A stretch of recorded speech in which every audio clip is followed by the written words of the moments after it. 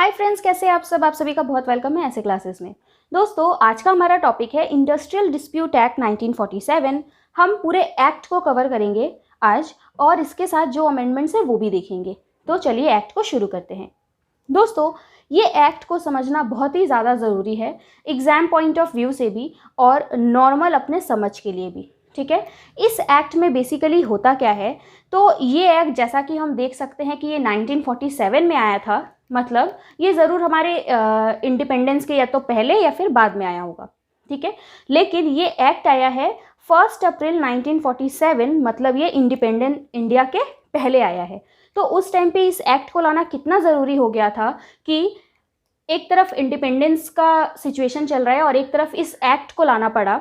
मतलब जो वर्कर थे उनको कितना ज़्यादा ज़रूरत था इस एक्ट का, या फिर एम्प्लॉयर एम्प्लॉई सबको कितना ज़रूरत था। तो चलिए अब इस एक्ट में हम लोग सब देखते हैं।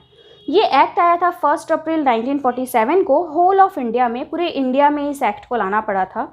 और last act before passing independence Indian act 1947, हमारे इंडिया का जो इंडिपेंडेंस एक्ट 1947 पास हुआ था, और उसके पहले ये सबसे बड़ा एक्ट था, लास्ट एक्ट था। मतलब हमारे इंडिपेंडेंस इंडिया के पहले का ये एक्ट था। Act applies to all existing not to dead industry. और ये एक्ट जितने भी फैक्ट्रीज़ हैं जो कि डेड नहीं हैं, जो फैक्ट्रीज़ बंद नहीं हो रखे हैं, चालू अवस्था में हैं, सिर्फ उन्हीं पे ये एक्ट एप्लीकेबल होगा। ये लाइन क्यों डाली गई? क्योंकि इंडिपेंडेंस के बाद बहुत सारे फैक्ट्रीज़ बंद हो गए थे, इसीलिए ये एक्ट में ये लाइन डाली गई। सो ये एग्जिस्टिंग जो फैक्ट्रीज़ हैं उसी पे ये एक्ट एप्लीकेबल है। अब हम देखते हैं इस एक्ट को लाने के पीछे का ऑब्जेक्ट क्या था। दोस्तों, इस एक्ट को आप बहुत ही ध्यान से स्टडी करिएगा, क्योंकि इस वीडियो के लास्ट में मैं आपसे एक क्वेश्चन पूछूंगी, आपको उस क्वेश्चन का आंसर देना है और ये आंसर आपको इसी एक्ट से मिलेगा। तो कॉन्सेंट्रेट होकर वीडियो देखिए और मुझे कमेंट करके लास्ट में ज़रूर बताइएगा और मैं आपके आंसर को चेक करूँगी। सो ऑब्जेक्टिव क्या है इस एक्ट को, इस एक्ट के लाने के पीछे की वजह क्या थी? तो जैसा कि इस एक्ट का नाम है इंडस्ट्रियल डिस्प्यूट एक्ट, डिस्प्यूट का मतलब होता है लड़ाई झगड़े। तो जो इंडस्ट्री के लड़ाई झगड़े हैं उनको सॉल्व करने के लिए एक्ट आया गया। इंडस्ट्रियल डिस्प्यूट नाम से ही इस एक्ट के बारे में समझ में आ रहा है। तो ये एक्ट का पीछे का ऑब्जेक्ट क्या होगा? सो एक गुड रिलेशन मेंटेन करना between employer and workman. Employer और एम्प्लॉई, एम्प्लॉयर या वर्कमैन, इनके बीच में एक अच्छा रिलेशन मेंटेन करने के लिए एक्ट आया। सिर्फ एम्प्लॉयर और वर्कमैन ही नहीं, एम्प्लॉयर और एम्प्लॉयर के बीच में भी झगड़े होते थे, एम्प्लॉयर और वर्कमैन के बीच में भी आपस में जो लड़ाइयाँ होती थी, सो उनको सॉल्व करने के लिए बेसिकली ये एक्ट आया। और उसके साथ investigation and settlement of industrial dispute between employers and workman. Good relation maintain करना, और अगर कुछ लड़ाई हो जाती है तो उसके बारे में जानना और उसे सेटलमेंट करना भी इस एक्ट का काम है, ऑब्जेक्ट है। Prevention of illegal strikes and lockout. अगर इलीगल स्ट्राइक या लॉकआउट हो रहे हैं तो उसे रोकने का काम है। Illegal strike, legal strike, lockout, ये सब क्या होता है, ये सब मैं आपको पूरे एक्ट में बताऊंगी बहुत ही ईजी तरीके से, तो आप एक्ट में बने रहें। फिर relief to workman, lay off and retrenchment. Workman को रिलीफ दें, अगर एम्प्लॉयर वर्कमैन के साथ गलत बिहेव कर रहा है, उसे ले ऑफ दे रहा है या रिट्रेंचमेंट दे रहा है। ये सारे वर्ड अगर आपको न्यू लग रहे हैं तो आप टेंशन ना लें, मैं सबकी डिफिनीशन आपको बताऊंगी। तो वर्कमैन को इन सब से रिलीफ देना। Promotion of collective bargaining. So bargaining किसे कहते हैं?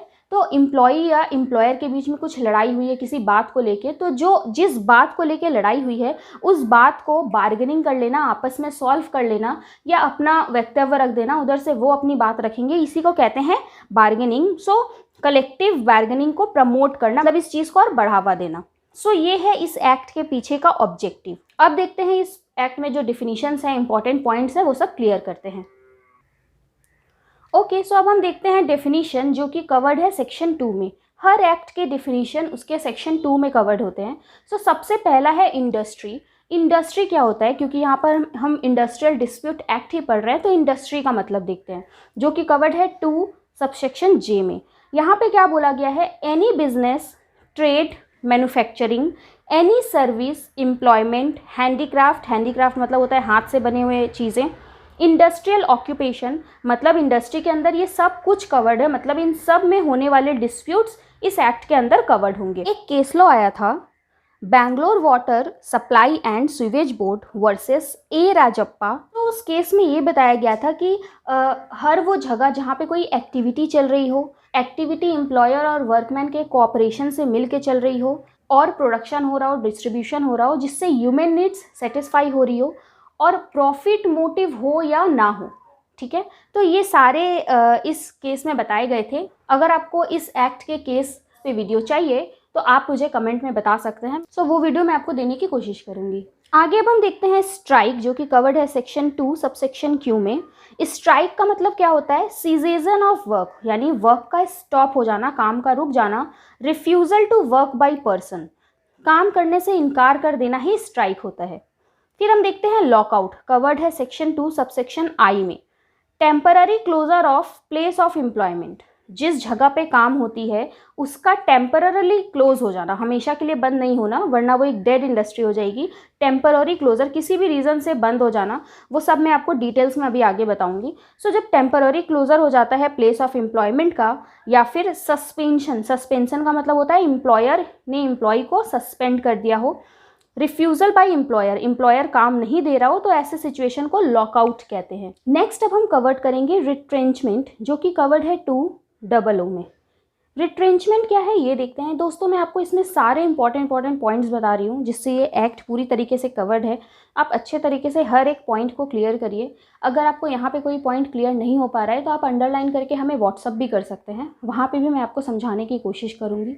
और इसके साथ अगर आपको नोट्स भी चाहिए इस एक्ट या इससे और भी कई एक्ट एमसीक्यूज़ रिलेटेड, तो आप उसके लिए भी हमें व्हाट्सअप कर सकते हैं। आप व्हाट्सअप मुझे कैसे करेंगे, इसकी इन्फॉर्मेशन मैंने आपको डिस्क्रिप्शन बॉक्स में दे रखी है। सो रिट्रेंचमेंट का मतलब क्या होता है? Termination by the employer of workman.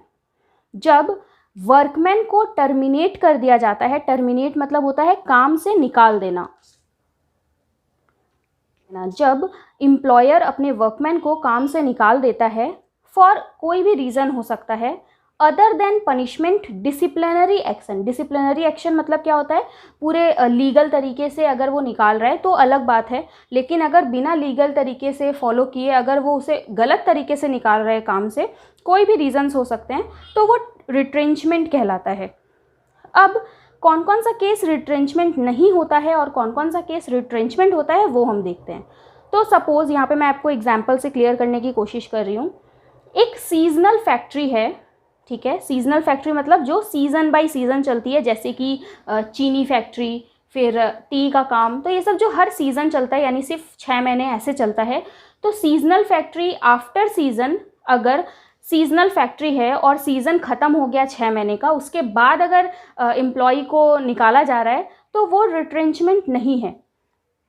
फिर एम्प्लॉय को अपॉइंट किया गया और उसे इरेगुलरली टर्मिनेट किया जा रहा है, मतलब ये कहा जा रहा है कि तुम काम पे, मतलब उसको काम पे डेली डेली बुलाया ही नहीं जा रहा है, उसको इरेगुलरली बुलाया जा रहा है और वेजेस भी नहीं दिया जा रहा है, तो ये होता है रिट्रेंचमेंट। रिट्रेंचमेंट क्या क्या इंक्लूड नहीं करता है अपने में? सो वॉल्यूंटरी रिटायरमेंट, अपनी इच्छा से एम्प्लॉय निकल गया है, तो वॉल्यूंटरी मतलब होता है अपने इच्छा से। जब अपने इच्छा से कोई रिटायरमेंट लेता है तो वो रिट्रेंचमेंट नहीं है। जब उसे ज़बरदस्ती इलीगल तरीके से निकाला जाए तो वो रिट्रेंचमेंट है।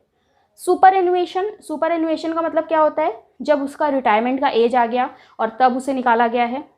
कॉन्ट्रैक्ट ओवर, कोई कॉन्ट्रैक्ट बना था एम्प्लॉयर एम्प्लॉय के बीच में, वो कॉन्ट्रैक्ट खत्म हो चुका है, तब उसे निकाला जा रहा है। या फिर इल हेल्थ, इल हेल्थ के वजह से, इल हेल्थ का मतलब हो गया उसका तबीयत खराब रहता है एम्प्लॉय का, जिसके वजह से काम पे असर पड़ रहा है, इस रीज़न से उसे निकाला जाए, तो ये सब रिट्रेंचमेंट नहीं है। रिट्रेंचमेंट कब है? जब ज़बरदस्ती निकाला जाए, इलीगल तरीके से निकाला जाए, वो रिट्रेंचमेंट होता है। अब हम बात करेंगे वर्कमैन की, जो कि कवर्ड है 2 सबसेक्शन एस में। सो एनी एम्प्लॉयड पर्सन, कोई भी एम्प्लॉयड पर्सन जो काम कर रहा हो फैक्ट्री में, चाहे मैनुअल, अनस्किल्ड, स्किल्ड, मैनुअल मतलब होता है हाथ से काम करना, अनस्किल्ड हो, स्किल्ड हो, क्लरिकल टाइप का काम करता हो, टेक्निकल काम करता हो, ऑपरेशनल काम करता हो, सुपरवाइजरी वर्क करता हो फॉर रिवार्ड, वेजेस के लिए, कोई भी अगर काम कर रहा है इसमें से, तो वो वर्कमैन है। Includes person dismiss in dispute, वो पर्सन जिसे डिस्प्यूट में, यानी कि लड़ाई में निकाल दिया गया हो, डिस्प्यूट के वजह से वो लड़ाई के वजह से वो निकल गया हो, उसका रिट्रेंचमेंट कर दिया गया हो, तो वो भी इंडस्ट्रियल डिस्प्यूट एक्ट के अंदर वर्कमैन में कवर्ड होगा। जब तक उसको उसका जो भी लीगल तरीके से सब सॉल्व नहीं होता तब तक वो वर्कमैन माना जाएगा। अप्रेंटिसशिप इज़ इंक्लूडेड, अगर कोई अप्रेंटिस आया हो ट्रेनिंग के लिए तो वो भी इस एक्ट में वर्कमैन में कवर्ड होगा, उसको भी सेम इस एक्ट का जो बेनिफिट है वो मिलेगा। अगर कोई पार्ट टाइम एम्प्लॉई है, पार्ट टाइम के लिए काम कर रहा है, तो वो भी वर्कमैन के अंदर आएगा इस एक्ट के अंदर। इट डज नॉट इंक्लूड, कौन कौन इंक्लूड नहीं है? आर्म्ड फोर्स, आर्मी, पुलिस और प्रिजन ऑफ एम्प्लॉय, पुलिस या फिर जो जेल के एम्प्लॉयज़ होते हैं वो, मैनेजर और एडमिनिस्ट्रेटर, पर्सन एम्प्लॉयड सुपरवाइजरी, ऐसे पर्सन जो कि सुपरवाइजरी लेवल पे हो और जिनकी सैलरी 10,000 पर मंथ से ज़्यादा हो, टीचर, टेम्पल प्रीस्ट, पंडित, तो ये सारे लोग इंडस्ट्रियल डिस्प्यूट एक्ट के अंदर कवर्ड नहीं हैं। पैसे कितने हैं? 10,000 या उससे ज़्यादा, मतलब लिमिट है 10,000 तक की। सो ये है वर्कमैन। फिर हम बात करते हैं वेजेस, कवर्ड है 2RR में। ऑल रेम्यूनरेशन, रेम्यूनरेशन का मतलब होता है wages, salary, fees. All remuneration in terms of money includes DA, her remuneration जो कि पैसे के रूप में दिया जाए और इसमें इंक्लूड होता है DA। DA का मतलब होता है dearness allowance, house accommodation, other facility, हर तरीके की फैसिलिटी लाइक घर में जो लाइट, फैन, इन सब की फैसिलिटी वो सब वेजेस में इंक्लूडेड है। फूड ग्रेन्स, खाने के लिए अगर फूड ग्रेन्स मिलता हो, TA यानी कि ट्रैवलिंग अलाउंस मिलता हो, तो ये सब वेजेस में कवर्ड है। डज नॉट इंक्लूड, क्या कवर्ड नहीं है? Bonus, commission, gratuity and PF, ये अगर मिलता हो तो ये वेजेस के अंदर में कवर्ड नहीं है, सिर्फ ये वेजेस के अंदर में कवर्ड है। मैं आपको इसलिए बता रही हूँ क्योंकि MCQ में डायरेक्ट क्वेश्चन आते हैं कि इंडस्ट्रियल डिस्प्यूट एक्ट के वेजेस में क्या क्या कवर्ड है, और आपको 3 चीज़ें दे दी जाएंगी कवर्ड की, एक दी जाएगी जो कवर्ड नहीं है, और आपको कहा जाएगा जो कवर्ड नहीं है वो बताओ। तो इतना याद करना पॉसिबल नहीं हो पाता है क्योंकि हर एक्ट में आपको वेजेस की डिफिनीशन मिलेगी, कहीं पे इंक्लूड है कहीं पे नहीं है। इसका एक ही सॉल्यूशन है, वो है रिवीजन। हमारा सबकॉन्शियस माइंड जो हम देखते हैं 2-3 बार पढ़ लेते हैं वो उसे रख लेता है, ठीक है। तो इसीलिए रिवीजन करना बहुत ज़रूरी है। डिफिनीशन पार्ट हमने कवर किया, जो जो इंपॉर्टेंट डिफिनीशन थे वो मैंने आपको बताए। अब हम देखते हैं सेटलमेंट के बारे में। इंडस्ट्रियल डिस्प्यूट का सेटलमेंट के लिए क्या क्या काम किया गया है। सबसे पहले एक वर्क कमेटी बनाई गई है, ठीक है। वर्क कमेटी कवर्ड है सेक्शन 3 में, जहाँ पर भी 100 या उससे ज़्यादा वर्कर ज्वाइन किए हों लास्ट 12 मंथ्स में, या किसी भी दिन काम भी किए हों 100 या उससे ज़्यादा वर्कर, तो वहाँ पे एप्रोप्रिएट गवर्नमेंट के कहने पे एक वर्क कमेटी बनाई जाएगी उस हर इस्टेब्लिशमेंट में। फिर नेक्स्ट है कॉन्सिलिएशन ऑफिसर, जो कि कवर्ड है सेक्शन 4 में। सो एप्रोप्रिएट गवर्नमेंट अपॉइंट करेगा ऑफिशियल गैजेट में नोटिफिकेशन देके फॉर स्पेसिफिक एरिया और स्पेसिफिक इंडस्ट्री, कोई ऐसा एरिया जहाँ पे कॉन्सिलिएशन ऑफिसर को रखना ज़रूरी है या फिर कोई ऐसी इंडस्ट्री जहाँ पे रखने की ज़रूरी है, तो वहाँ पे कॉन्सिलिएशन ऑफिसर रखा जाएगा और अपॉइंट कौन करेगा? एप्रोप्रिएट गवर्नमेंट, कवर्ड है सेक्शन 4 में। सो जो कॉन्सिलिएशन ऑफिसर को अपॉइंट किया जाएगा तो इनका काम क्या होगा? तो जहाँ जहाँ पर जिस स्पेसिफिक एरिया या इंडस्ट्री में जहाँ पर भी लड़ाई चल रही हो वहाँ पे इन्हें रखा जाएगा। ये क्या करेंगे? वहाँ पे जाके पूरा चेक करेंगे किस रीज़न से लड़ाई हो रही है, ये उन्हें सॉल्व करने की कोशिश करेंगे, उससे सब इंक्वायरी लेंगे, ठीक है। इनके पास सेम पावर होगा जो सिविल कोर्ट में पावर होता है, ठीक है। और उसके बाद क्या करेंगे? ये डिस्प्यूट को सेटल करने की कोशिश करेंगे जितनी जल्दी हो सके। अगर इनसे डिस्प्यूट सेटल हो जाता है, डिस्प्यूट ख़त्म हो जाता है तो अच्छी बात है, ये एप्रोप्रिएट गवर्नमेंट को रिपोर्ट भेज देंगे, ठीक है, विथ मेमोरेंडम ऑफ सेटलमेंट। लेकिन अगर इनसे नहीं हो पाता है कुछ भी सॉल्व तो भी ये रिपोर्ट भेजेंगे और रिपोर्ट 14 डेज़ के अंदर में भेजना पड़ेगा एप्रोप्रिएट गवर्नमेंट को। फिर बोर्ड ऑफ कंसिलिएशन बनाया जाएगा अंडर सेक्शन 5। ये भी किस लिए होंगे? ये बोर्ड भी बनेगा टू सेटल पार्टिकुलर डिस्प्यूट। अगर कोई डिस्प्यूट नहीं खत्म हो पा रहा है, जैसे कि कॉन्सिलिएशन ऑफिसर से भी नहीं खत्म हुआ, तब एक पार्टिकुलर डिस्प्यूट को सॉल्व करने के लिए बोर्ड ऑफ कंसिलिएशन बनाया जाएगा, जिसमें एक चेयरपर्सन होंगे और दोनों साइड के 2-4 मेंबर्स होंगे, ठीक है, बोथ पार्टीज़ की। अब बोर्ड की क्या ड्यूटी होगी और बोर्ड का क्या पावर होगा? तो ये भी सेम जैसे कॉन्सिलिएशन ऑफिसर का काम था वैसे ही ये भी क्या करेंगे? जाएंगे वहाँ पे चेक करेंगे, हर एक पर्सन को चेक करेंगे, कोई डॉक्यूमेंट्स चेक करना है तो वो सब कुछ करेंगे और जितनी जल्दी हो सके सॉल्व करने की कोशिश करेंगे और 2 महीने के अंदर में रिपोर्ट भेजने की कोशिश करेंगे जो सब कुछ मतलब ख़त्म हुआ लड़ाई या नहीं हुआ, ये 2 महीने के अंदर में रिपोर्ट देंगे एप्रोप्रिएट गवर्नमेंट को। फिर court of inquiry under section 6 बनाया जाएगा, जो कि एप्रोप्रिएट गवर्नमेंट कॉन्स्टिट्यूट करेंगे, जिसमें कुछ इंडिपेंडेंट पर्सन्स होंगे। लेबर कोड बनाया जाएगा अंडर सेक्शन 7, जो बनाएगा एप्रोप्रिएट गवर्नमेंट अंडर शेड्यूल 2, और इसमें जो जज होंगे ना वो हाई कोर्ट के जज होंगे, उन्हें अपॉइंट किया जाएगा लेबर कोर्ट में, जिनके पास मिनिमम 3 इयर्स का एक्सपीरियंस होना चाहिए। फिर 7A, उसमें इंडस्ट्रियल ट्राइब्यूनल सेटअप करेंगे एप्रोप्रिएट गवर्नमेंट। शेड्यूल 3 और 2 के अंदर में इसमें भी सेम हाई कोर्ट के जज होंगे, जिनके पास मिनिमम 3 इयर्स का एक्सपीरियंस होना चाहिए। फिर 7B के अंदर नेशनल ट्राइब्यूनल बनेगा, जो सेंट्रल गवर्नमेंट बनाएंगे। अगर कोई ऐसा डिस्प्यूट है जो क्वेश्चन ऑफ नेशनल इम्पोर्टेंस पे आ गया है, तो नेशनल ट्राइब्यूनल सेटअप किया जाएगा बाय सेंट्रल गवर्नमेंट, जहाँ पे 1 या 2 स्टेट को लेके लड़ाई चल रही हो। ठीक है, 2 स्टेट के बीच में जब बात आ गई तो वो नेशनल इम्पोर्टेंस का सवाल आ गया और इम्पोर्टेंट कोई क्वेश्चन पे भी लड़ाई हो रही हो, तो नेशनल ट्राइब्यूनल सेटअप किया जाएगा सेंट्रल गवर्नमेंट के द्वारा। यहाँ पे कुछ इंपॉर्टेंट पॉइंट्स है जो जानना जरूरी है, जैसे कि individual dispute is not industrial dispute. अकेले की लड़ाई पूरे इंडस्ट्री की लड़ाई नहीं होती है, तो वो इंडस्ट्रियल डिस्प्यूट नहीं होगी। पर्सन क्वेरल, लोगों की लड़ाई आपस में, ग्रम्बलिंग, आपस में जो लड़ाई झगड़े होते हैं वो डिस्प्यूट नहीं है, मतलब जो पर्सनल होता है वो लड़ाई झगड़े नहीं है। A demand to government without any dispute is not industrial dispute. Government से डिमांड किया गया विदाउट एनी डिस्प्यूट, मतलब शांति से अगर कुछ डिमांड हो रही है, उसमें लड़ाई झगड़ा इन्वॉल्व नहीं है, तो वो इंडस्ट्रियल डिस्प्यूट के अंदर कवर्ड नहीं है। Industrial dispute carried on after death by legal Aires. अगर इंडस्ट्रियल डिस्प्यूट किसी ने स्टार्ट किया और उनकी डेथ हो गई, तो उसके जो लीगल आयर्स है वो उसे कैरी ऑन करेंगे। डिसमिसल और discharge of an employer is industrial dispute. अगर किसी एम्प्लॉय को डिस्चार्ज कर दिया गया हो, निकाल दिया गया हो, जैसा कि मैंने आपको रिट्रेंचमेंट में बताया था, तो वो इंडस्ट्रियल डिस्प्यूट होता है। आगे अब हम देखते हैं टाइप ऑफ स्ट्राइक्स। स्ट्राइक्स कितने तरीके के होते हैं और डिटेल्स में इसके बारे में जानने की कोशिश करते हैं। So type of strike, stay in, sit down, pen down strike. एक ऐसा स्ट्राइक जहाँ पे बस बैठे रहो, चुपचाप से बैठे रहो, अपना पेन डाउन कर दो, मतलब काम मत करो। Workers come but refuse to work, वो आते हैं ऑफिस में लेकिन काम नहीं करते हैं, नोन एज प्राइमरी स्ट्राइक, ये स्ट्राइक का फर्स्ट पार्ट होता है। गो स्लो, यानी काम करना लेकिन डिले करके काम करना, स्लो काम करना, ये बहुत ही सीरियस स्ट्राइक है, क्योंकि काम में देरी करना, एक होता है कि हम काम ही नहीं करेंगे, एक होता है हम काम करेंगे लेकिन स्लो काम करेंगे। So delay in work not strike but serious misconduct.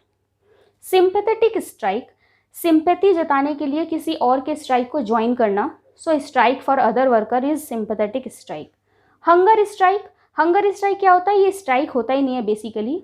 ये क्या होता है, इसमें काम होगा, बहुत ही शांति तरीके से काम होगा, बस वर्कर फास्ट रखेंगे और ये स्ट्राइक में जैसे कुछ बदमाशी नहीं करेंगे, कुछ नहीं, बस चुपचाप बैठे रहेंगे। सो ये होता है फास्ट का स्ट्राइक, भूखे रहने का स्ट्राइक।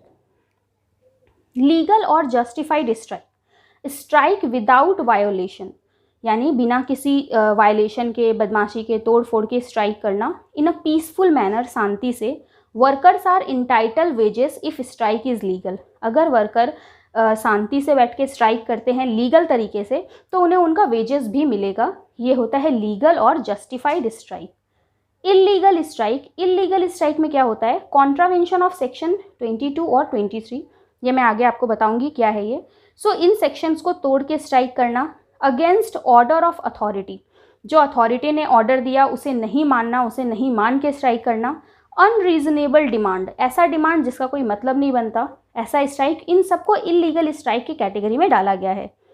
एम्प्लॉयर में डिसमिस और no wages in illegal strike, उस टाइम पे एम्प्लॉयर एम्प्लॉय को निकाल भी सकता है और उसे वेजेस नहीं भी दे सकता, तो ये इल्लीगल स्ट्राइक में नॉर्मल है। अगर एम्प्लॉयर उस टाइम पे निकालता है एम्प्लॉय को या वेजेस नहीं देता है तो वो लीगल माना जाएगा। नेक्स्ट अब हम बात करते हैं लॉकआउट की। सो लॉकआउट क्या होता है? Antithesis to strike. Antithesis to strike का मतलब क्या होता है? स्ट्राइक के ऑपोजिट। ये स्ट्राइक का टाइप, मतलब स्ट्राइक का टाइप है लेकिन ये स्ट्राइक जैसा नहीं है। Close business for short duration, थोड़े से टाइम के लिए टेम्पररी बिजनेस को बंद कर देना, but duration is not defined, act में बताया नहीं गया है कि ड्यूरेशन कितने देर के लिए बंद रहेगा, but not permanent closure. Industry पूरी तरीके से बंद नहीं होगी, थोड़े टाइम के लिए बंद होती है। लॉकआउट लीगल हो सकता है तो वेजेस नहीं मिलेगा, अगर जानबूझ के बंद नहीं किया हो, कोई सच में प्रॉब्लम है तो वेजेस नहीं मिलेगा, तो ये नॉर्मल है। लॉकआउट अगर इलीगल तरीके से हो तो वेजेस देना पड़ेगा एम्प्लॉय को। Without notice lockout is illegal lockout, अगर नोटिस के बिना लॉकआउट किया है, नोटिस नहीं देके एप्रोप्रिएट गवर्नमेंट को, तो ये इलीगल लॉकआउट होता है।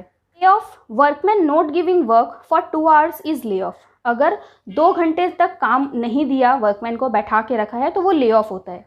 If workman given work after second half lay off for first half, अगर आधे दिन के बाद काम दिया, पूरे आधे दिन बैठा के रखा वर्कमैन को, तो जो आधा दिन का है वो सिर्फ ले ऑफ माना जाएगा। In lay off business continue it is temporary, lay off में बिजनेस चलता रहता है, काम नहीं दिया जाता, तो ये टेम्पररी है। Worker who are laid off entitle to get compensation, जिस वर्कर को ले ऑफ किया गया है, काम नहीं दिया गया है, तो उसे कंपनसेशन देना पड़ेगा। कितना? उसके बेसिक वेजेस जो हैं उसका 50% प्लस डीए, ये दोनों देना पड़ेगा under section 25C। So general rule of strike and lockout section 23। Strike and lockout का कुछ rule. Worker should not go on a strike और एम्प्लॉयर कांट लॉकआउट, वर्कर और एम्प्लॉयर दोनों ही स्ट्राइक या लॉकआउट नहीं कर सकते। कब? पेंडेंसी ऑफ कॉन्सिलिएशन प्रोसीडिंग और 7 days देयर आफ्टर, यानी डिस्प्यूट की बात जब कॉन्सिलिएशन में जा चुकी है, तो जब तक रिजल्ट नहीं आ जाता तब तक, और रिजल्ट आने के 7 दिन के बाद से वो लोग स्ट्राइक या लॉकआउट नहीं कर सकते। या फिर लेबर कोर्ट, ट्राइब्यूनल, यहाँ पर अगर पड़ी हुई है जो भी प्रोसीडिंग चल रही है तो, या फिर रिजल्ट आने के 2 महीने बाद। ड्यूरिंग ऑपरेशन ऑफ अवार्ड या सेटलमेंट, जब अवार्ड मिल गया, यानी जो सॉल्यूशन है वो निकल गया, जिसका जो बात था वो पहुंच गया, उस तक कंपनसेशन मिल गया, उस टाइम पे भी स्ट्राइक या लॉकआउट नहीं हो सकता। फिर prohibition of strike in PSU under section 22। PSU का मतलब होता है public service utility. So PSU worker can't strike without giving 14 days notice, इन लोगों को पहले 14 days का नोटिस देना पड़ेगा, तभी ये स्ट्राइक पे जा सकते हैं, क्योंकि ये जो काम करते हैं बहुत ही इंपॉर्टेंट काम है, उसे अचानक से बंद नहीं किया जा सकता, और ये नोटिस वैलिड रहेगा 6 weeks तक, 6 हफ्ते के अंदर उन्हें स्ट्राइक करना पड़ेगा। फिर 2N, PSU का मतलब क्या क्या होता है, तो railway, port, dock, air, postal, telegraph, telephone, supply power, light, water, sanitation, ये सब PSU के अंदर कवर्ड हैं। स्केड्यूल 1 में एप्रोप्रिएट गवर्नमेंट नोटिफिकेशन देकर चाहे तो PSU के अंदर और भी इंडस्ट्रीज़ को ला सकते हैं। PSU में be carried by private companies और बिजनेस कॉरपोरेशन, जो प्राइवेट कंपनीज और बिजनेस कॉरपोरेशन भी अगर PSU चला रहे हैं तो उनके ऊपर भी सेम चीज़ लागू होता है। सो PSU को अलग से कवर किया गया है सेक्शन में, क्योंकि ये बहुत ही इंपॉर्टेंट टास्क है, सो इसको अचानक से बंद नहीं किया जा सकता। नेक्स्ट अब हम बात करेंगे प्रोटेक्टेड वर्कमैन सेक्शन 33 में। सो प्रोटेक्टेड वर्कमैन कौन होते हैं? सो रजिस्टर्ड ट्रेड यूनियन के ऑफिस बियरर, यानी जो मेन कुछ पर्सन होते हैं रजिस्टर्ड ट्रेड यूनियन के ऑफिस स्टाफ, वो होते हैं प्रोटेक्टेड वर्कमैन, उन्हें प्रोटेक्टेड वर्कमैन कहा जाता है। It must be 1% of total workman in establishment, पूरे इस्टेब्लिशमेंट में जो भी रहेंगे उसके 1% को प्रोटेक्टेड वर्कमैन कहा जाता है। मिनिमम 5 या मैक्सिमम 100 हो सकते हैं। Employer shall not take any action against bearer at the time of proceeding, जब प्रोसीडिंग चल रहा है तो एम्प्लॉयर इनके खिलाफ, प्रोटेक्टेड वर्कमैन के खिलाफ कोई भी एक्शन नहीं ले सकता है। फिर हम बात करेंगे unfair labour trade practices. Unfair labour practices का मतलब होता है कि जो सही नहीं है, सेक्शन 25T एंड 25U में बताया गया है। सो ऐसी एक्टिविटी जो कि स्केड्यूल 5 में बताया गया है। सो एम्प्लॉयर के साइड से क्या क्या है? Recruit workman eight the time of legal strike, जब लीगल स्ट्राइक कर रहे हो वर्कर तो वो किसी नए वर्कमैन को रिक्रूट नहीं कर सकता। To continue illegal lockout, illegal lockout चलाना गलत है, अनफेयर है। To abolish work, remove workers, काम ख़त्म कर देना या फिर वर्कर को हटा देना, ये सब अनफेयर लेबर ट्रेड प्रैक्टिसेस हैं। और भी हो सकती हैं, जैसे कि वर्कमैन के राइट को रोकना। और अगर कुछ आपके दिमाग में है तो आप भी ज़रूर मुझे कमेंट करके बताएं कि और क्या क्या अनफेयर है। अब एम्प्लॉय के साइड से देखते हैं। टू सपोर्ट इलीगल स्ट्राइक, अगर इलीगल स्ट्राइक हो रहा है उसमें जाके पार्टिसिपेट करना ये गलत है। Wilful damage employer's property, employer के प्रॉपर्टी को डैमेज करना अपने जानबूझ के, ये भी गलत है। थ्रेट वर्कर्स, वर्कर को धमकी देना, ये सब गलत है। तो ये सब अनफेयर है। अगर आपके दिमाग में भी कुछ आ रहा है तो आप ज़रूर मुझे कमेंट में बताइए एक्स्ट्रा। अगर कोई अनफेयर लेबर प्रैक्टिस करता है तो उसके लिए फ़ाइन है, जैसे कि इम्प्रिजनमेंट यानी जेल होगी 6 मंथ की, या फिर 1000 रुपये का फ़ाइन देना पड़ेगा, या फिर दोनों। ये अनफेयर लेबर प्रैक्टिसेस के लिए हैं। मतलब एम्प्लॉयर नहीं बचेगा तो एम्प्लॉय भी नहीं बचेगा, दोनों के ऊपर ही सज़ा हो सकती है। फिर अब हम डिस्कस करते हैं पेनल्टी, जो कि कवर्ड है सेक्शन 26 में। अगर इलीगल स्ट्राइक या लॉकआउट करते हैं दोनों, एम्प्लॉयर एंड एम्प्लॉई दोनों ही, तो वर्कमैन को सज़ा होगी 1 मंथ की जेल या फिर 50 रुपये का फ़ाइन, या दोनों। एम्प्लॉयर के केस में है 1 मंथ का जेल या फिर 1000 रुपये का फ़ाइन, या फिर दोनों। सो दोस्तों, ये था पूरे एक्ट, मैंने आपको कवर करके बताया पूरे एक्ट को शॉर्ट में। जो जो इम्पॉर्टेंट चीज़ थी मैंने सब आपको बताने की कोशिश की। आपको कैसा लगा पूरा एक्ट, प्लीज़ मुझे कमेंट में ज़रूर बताएं। और आज का क्वेश्चन है, the act enforced on which date, किस डेट को ये एक्ट आया था। अगर आपने पूरे एक्ट को अच्छी तरीके से देखा है वीडियो को, तो ज़रूर आपको इसका आंसर पता होगा। आप मुझे कमेंट में ज़रूर बताएं। और अगर आपको आंसर नहीं आ रहा है, मतलब कहीं ना कहीं आपने कॉन्सेंट्रेट होकर वीडियो नहीं देखा है, आपको फिर से देखने की ज़रूरत है। अगर आपको पूरे एक्ट में कहीं पे कुछ नहीं समझ में आया तो आप हमें व्हाट्सअप करके पूछ सकते हैं, कमेंट करके पूछ सकते हैं। वीडियो कैसी लगी ज़रूर कमेंट करके बताएं। वीडियो को लाइक कर दें अगर अच्छी लगी तो, और चैनल को सब्सक्राइब कर लें, क्योंकि अभी आपको इस एक्ट या और भी कई एक्ट से रिलेटेड MCQ एक्ट्स सब कुछ मिलने वाले हैं। आप अगर कहेंगे तो हम केस लॉज भी आपको वीडियो देने की कोशिश करेंगे। अगर आपको नोट्स चाहिए तो उसके लिए आप मुझे व्हाट्सएप पे मैसेज कर सकते हैं। कैसे करेंगे, आपको डिस्क्रिप्शन बॉक्स में सारी इन्फॉर्मेशन मिल जाएगी। So thank you friends.